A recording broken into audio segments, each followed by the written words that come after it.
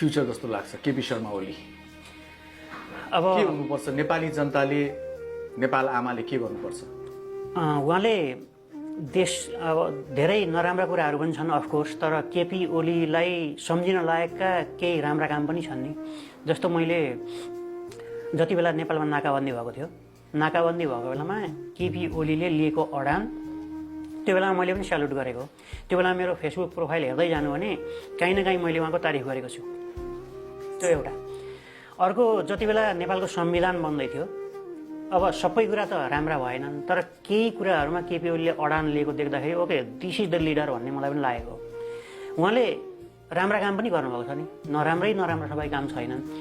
तर बुढेसकालमा रिटायर हुने बेलामा उहाँ जुन दिशातिर जानुभयो, सायद त्यो दिशा गलत थियो, दिशा गलत नपक्डिदिएको भएदेखि चाहिँ हुन्थ्यो। तर त्यो हुँदै पनि गुड एन्ड ब्याड एस्पेक्ट सबैमा हुन्छ, उहाँमा पनि छ। उहाँको गुड एस्पेक्ट हेरेर बुढेसकालमा अब शान्तिले बाँच्न दिनुपर्छ भन्छु। तर उहाँले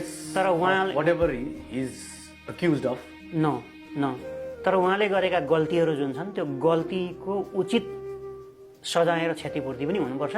तर उहाँले गरेका राम्रा कामहरूको प्रशंसा पनि हुनुपर्छ। त्यो सबैलाई चिनाउनुपर्छ।